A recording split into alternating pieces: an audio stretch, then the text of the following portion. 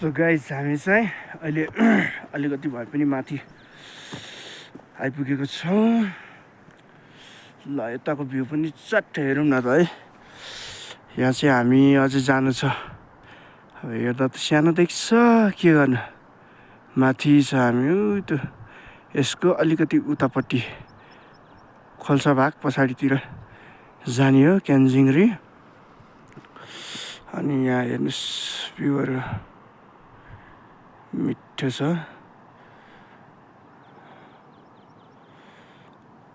हाम्रो तलपट्टि छ क्यान्जिङ गुम्बा भिलेज, देख्न सक्नुहुन्छ। अलमोस्ट 4 राउन्डै भेट्छ यसले गरेर, नत्र त 4 राउन्ड हिमालय गाइज। सो आहा ल क्या मजा आएको है हिमालको बिचमा चट्ट यसरी हिँड्दाखेरि मजै बेग्लै हुने रहेछ क्या।